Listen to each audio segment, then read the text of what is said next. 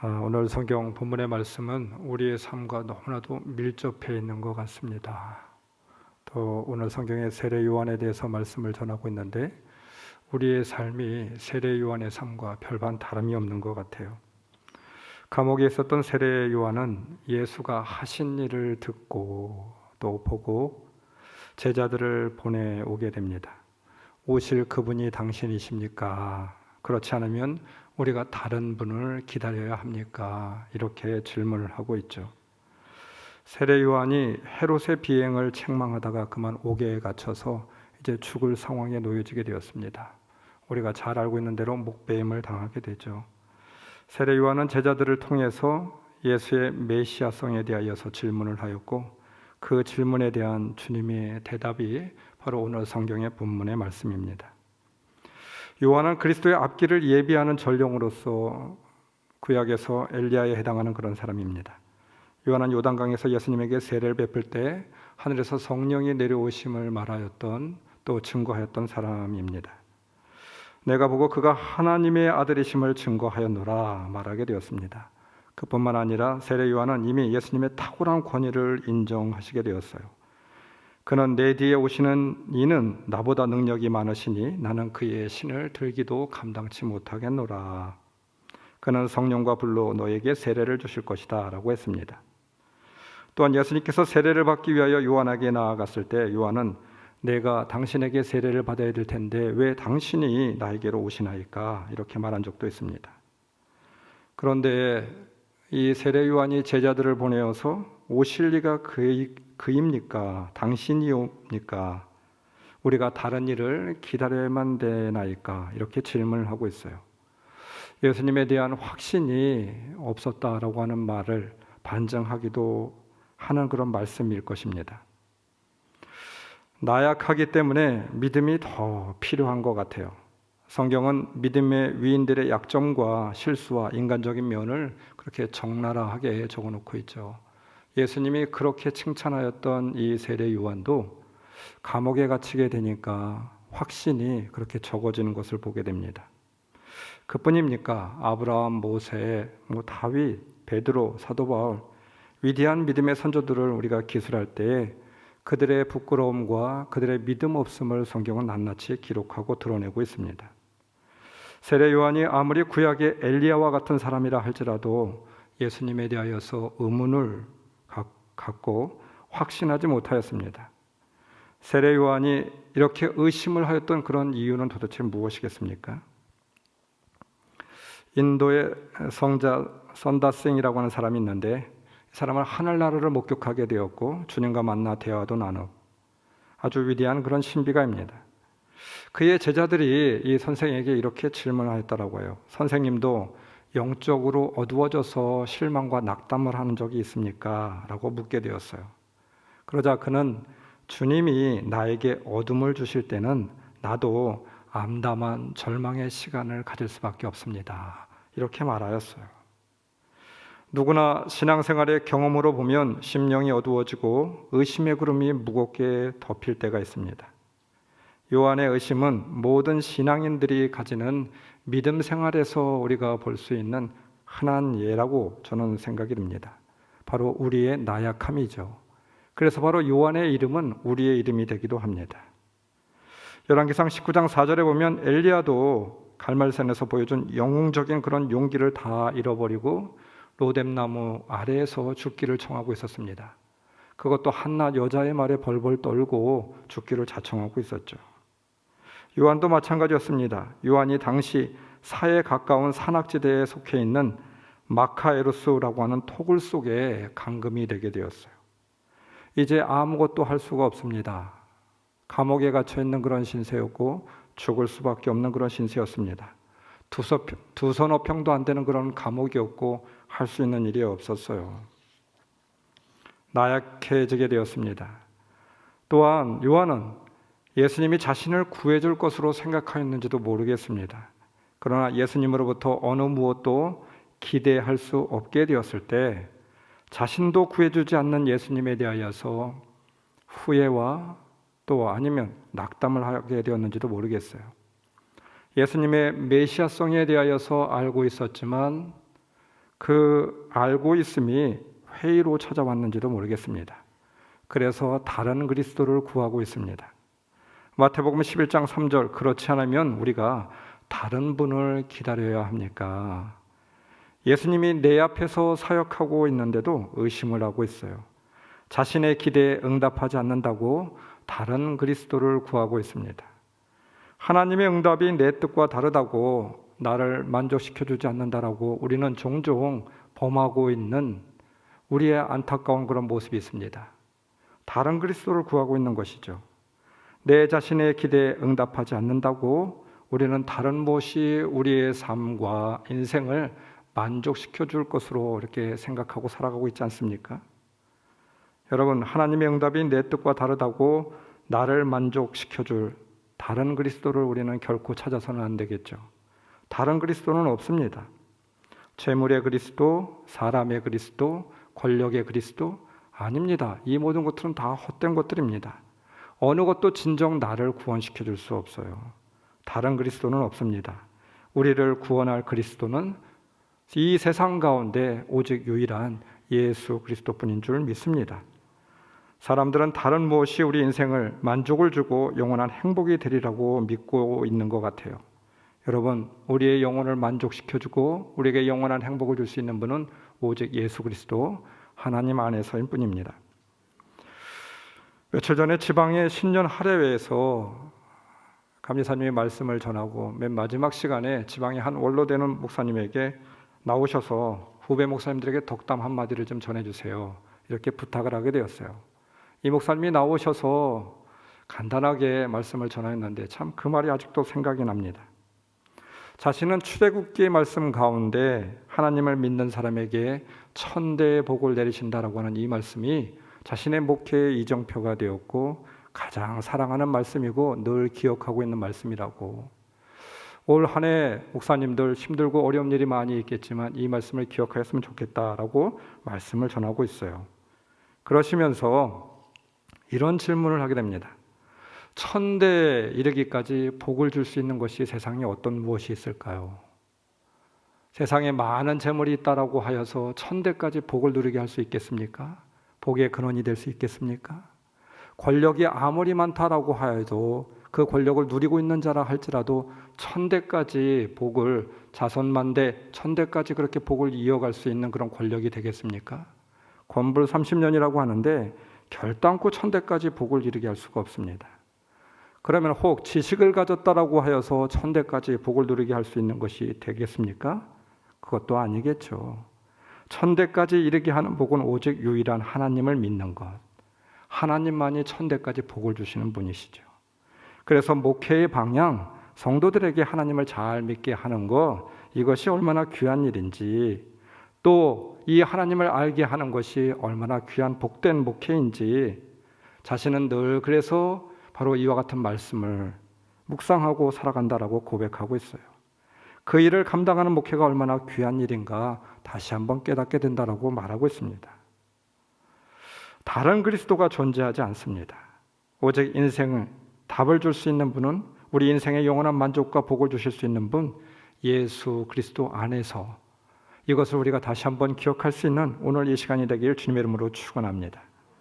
세월이 참 빠르게 지나갑니다. 인생이 유한합니다.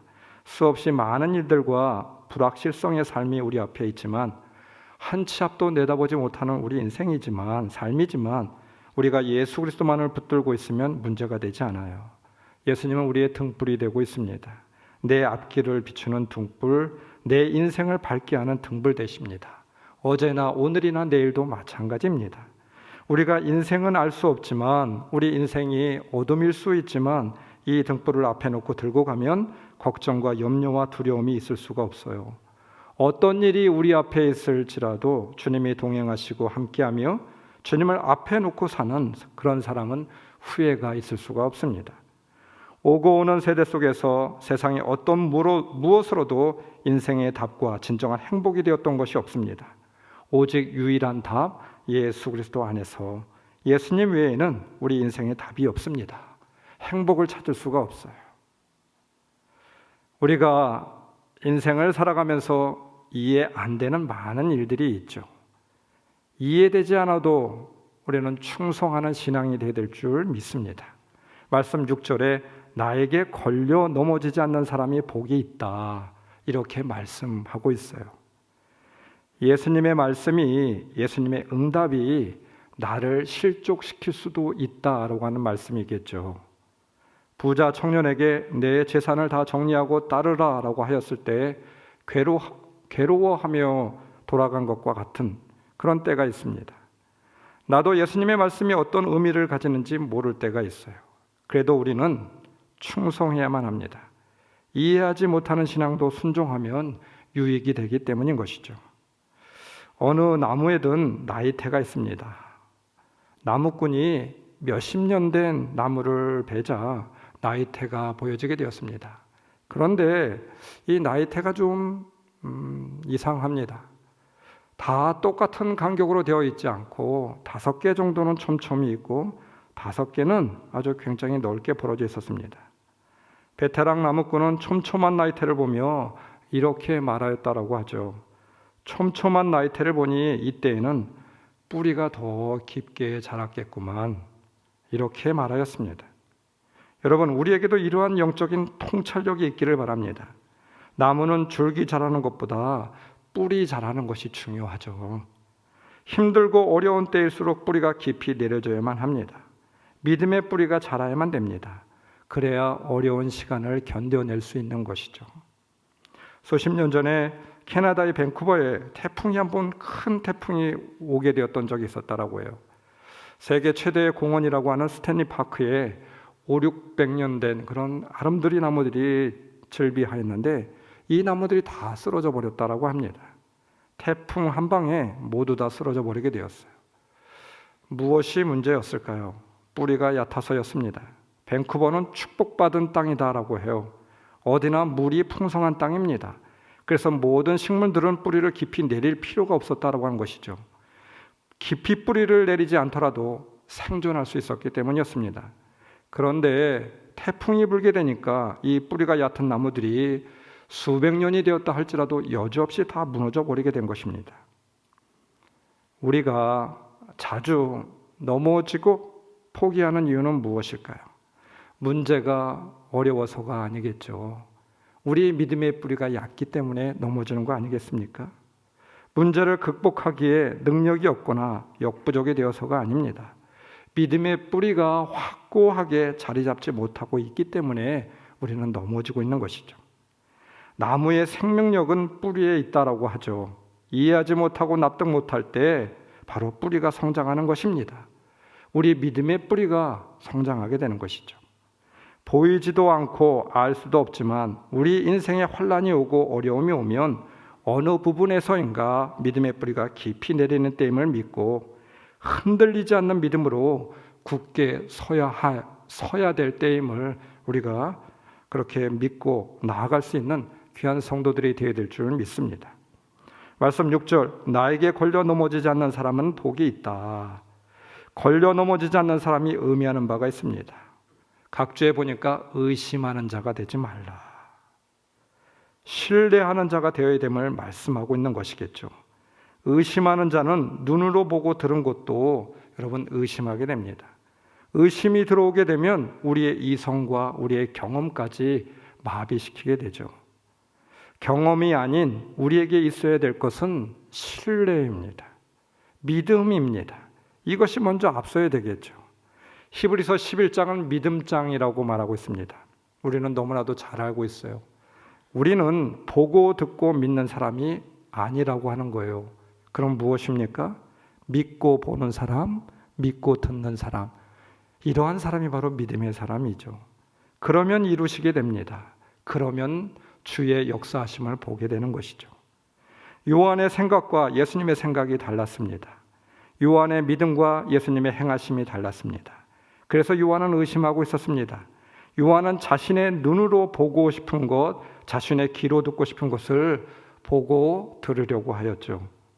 심판자로서의 예수, 정의를 구현하는 자로서의 예수, 자신을 감옥에서 꺼내줄 수 있는 예수, 그 예수를 보고 듣고 싶어 하였습니다. 그러나 예수님은 요한의 기대와는, 요한의 응답과는 달리 다른 삶을 보여주고 들려주게 되었어요. 인생에 수없이 많은 일들이 있습니다. 그러나 우리가 보고 듣고 이전에 우리는 먼저 믿음으로 보고 듣고 신뢰함으로 나아가는 성도들이 되어야 될 줄 믿습니다. 그래야 의심하지 않고 흔들리지 않는 것이죠. 예수님은 말씀하셨습니다. 가서 너희가 듣고 본 것을 요한에게 알려라. 여러분, 우리는 보고 들은 것도 잘 믿으려고 하지 않잖아요. 듣고 본 것만이라도 믿을 수 있는 그런 성도들이 되어야 되겠습니다. 더 나아가 진정 주님이 원하는 것, 바라시는 것, 이것이 있어요.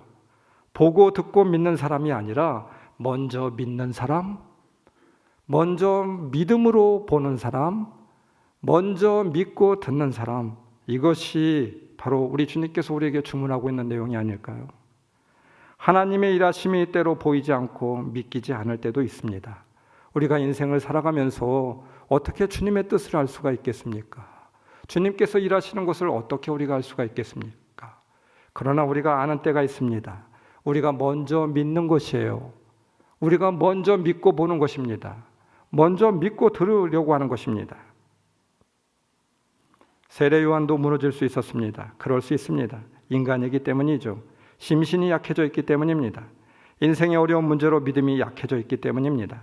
그러나 여러분, 이런 의심과 회의가 올 때마다 넘어지는 것이 아니라 오히려 다시 일으켜 세우실 주님을 의지하며 그분을 신뢰하며 그분의 도우심을 더욱더 믿고 신뢰하며 나아가는 성도들이 되어야 되지 않을까요? 이것이 바로 우리가 바로 주님 앞에 바로 설 수 있는 길이 아니겠습니까? 주님께서 우리들에게 요구하는 내용이지 않겠습니까? 어떤 사람들은 고난이나 의심이 올 때 늘 분석을 하는 사람이 있습니다. 왜 고난이 오고 누구의 죄 때문에 이런 일이 초래하였는가 분석합니다. 그리고 정죄합니다. 불평하고 원망하죠. 아마도 우리들의 모습이 이와 같을 것 같아요. 의심과 정죄는 문제를 더 악화시키는 것입니다. 누구 탓할 것도 없어요. 나는 의심이 들지만, 나는 고난이고 나는 흔들리지만 하나님은 항상 옳다는 믿음을 가지는 것이 우리가 일어나고 승리할 수 있는 비결이죠. 우리 삶을 누가 시작하였고 누가 마치게 하실 것입니까? 제가 늘 성도들에게 하는 말이 있습니다. 우리가 할 수 있는 최선은 다른 무엇이 아니라 그냥 주님을 신뢰하는 것, 하나님이 일하심을 신뢰하는 것, 행하실 일, 역사하실 일을 신뢰하며 나아가는 것, 바로 이것이 우리가 해야 될 일이고 우리가 굳건히 서야 될 일이라고 제가 성도들에게 늘 이야기합니다. 이것이 처음이고 마지막이 되어야 된다고 말씀드리고 있어요. 의심한다고 불평한다고 염려한다고 주님께서는 말씀하십니다. 키 한 자도 늘릴 수 없다고. 그런데 왜 우리가 의심해야만 합니까? 주님께서는 우리가 신뢰할 때 어여삐 여기시고 긍휼히 여겨주십니다.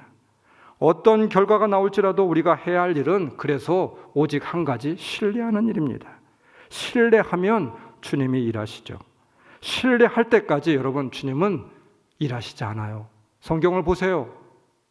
네가 믿느냐? 그것을 먼저 주문하고 있었잖아요. 그것을 묻고 있었잖아요. 이 말이 무엇입니까? 네가 신뢰할 때까지 주님의 일은 정지된다라고 하는 말입니다. 그렇다고 하면 우리가 신뢰하지 않을 이유가 아무것도 없습니다. 내 삶의 주인이 예수님이신 것을 인정하는 것이 믿음의 사람들이죠. 우리 위에 십자가까지 달려 죽으신 분이 우리 예수님이라고 우리가 고백하고 있지 않습니까?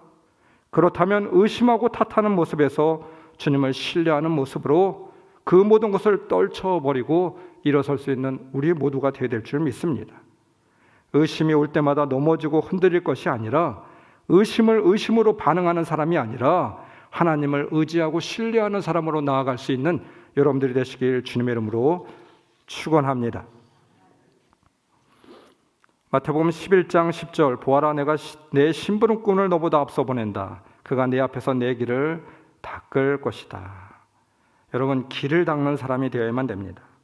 세례 요한은 길을 닦는 사람이 되었습니다. 감옥에서 주님께서 하신 일을 보았다라고 해요. 저는 이 말씀을 묵상하면서 말씀을 우리가 그대로 보게 된다라고 하면 세례 요한이 의심하여서 예수님께 제자들을 보낸 것인가? 이런 생각이 들 때도 있습니다. 많은 사람들이 그렇게 생각할 것 같아요. 그런데 저는 다른 그런 관점으로 이 말씀을 보고 싶습니다. 세례 요한이 정말 의심해서 주님께서 자기를 구원해 주지 않아서 제자들을 보내고 그분이 정말 그리스도입니까? 묻고 있는 것입니까? 그렇지 않을 것입니다. 세례 요한은 알고 있었습니다.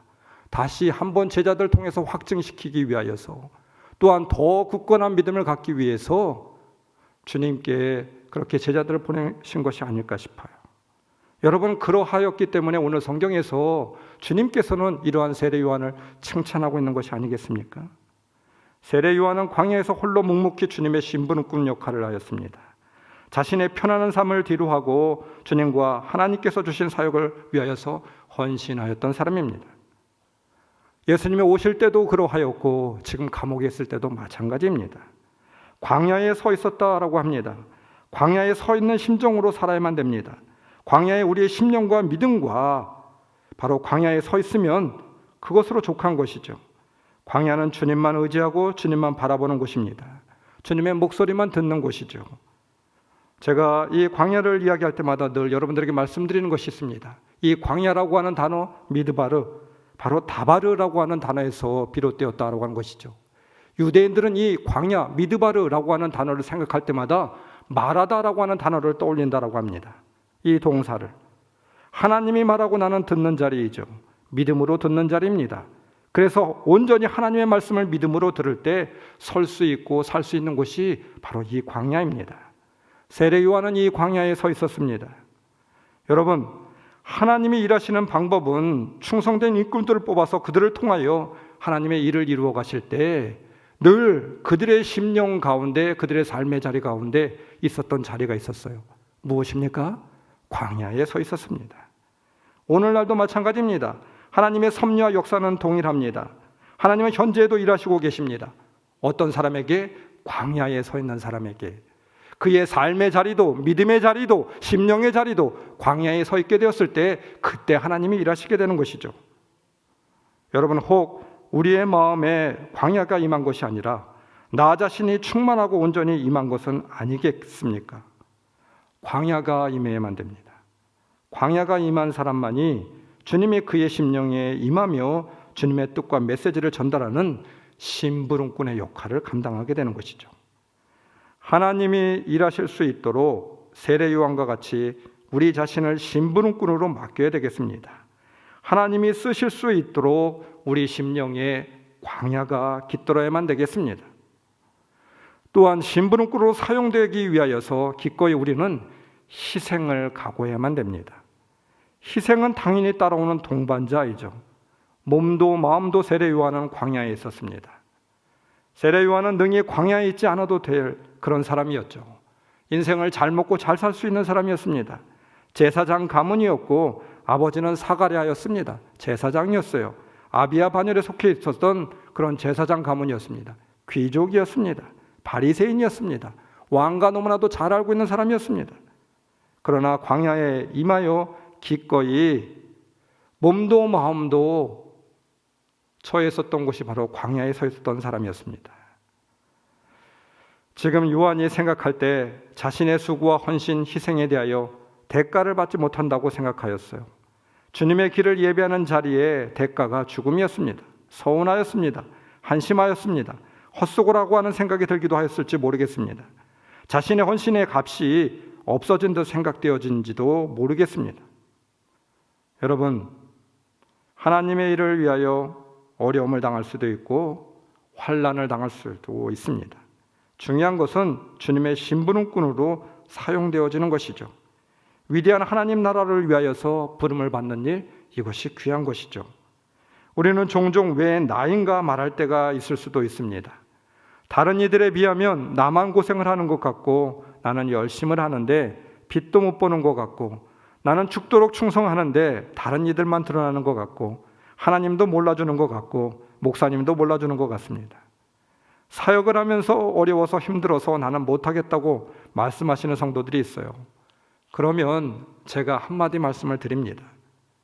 주님이 사용하시고 주님이 사용하시겠다고 하면 그것으로 족하지 않습니까? 힘들고 어려워도 나 같은 존재를 주님이 기억하고 있고 사용할 만한 존재이니까 사용하신다라고 하면 그것으로 족하지 않습니까? 주님의 사역을 위한 심부름꾼으로 불러주신 것, 이것이 감사한 일 아닙니까? 내 평생에 그러한 일을 감당할 수 있다고 하는 것 정말 너무나도 귀한 일이고, 그러하니 충성하시고 감사함으로 하나님 앞에 나아가세요. 이것으로 충분하면 안 됩니까? 이것으로 충분하면 안 됩니까? 제가 이런 말씀을 종종 드리기도 합니다. 여러분, 전능하신 하나님이 우리를 불러서 심부름꾼으로 사용하신 것 얼마나 감사한 일인가요? 우리를 특별히 뽑아서 주님의 귀한 일 가운데 동참케 하시고 나를 사역의 도구로 사용하신다라고 하는 것, 이것 하나로 충분하지 않습니까?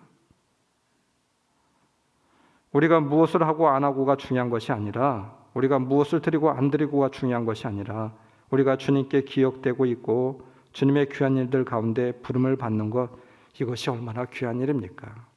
여러분, 병원에 한번 가보십시오. 누워있는 사람들이 얼마나 많이 있는지 모릅니다. 중병에 걸려서 중환자실에 누워있는 사람들이 얼마나 안타까운지 몰라요. 제가 신방을 하면서 우리 교회에 다니고 있는 믿음이 깊은 성도들을 신방하게 되면, 병원에 있는 그들을 신방하게 되면 제가 이렇게 질문해 봅니다. 소원이 무엇이에요? 여러분, 한결같이 그분들이 이구동성으로 하는 소원의 가장 큰 소원 한 가지가 무엇인 줄 아십니까?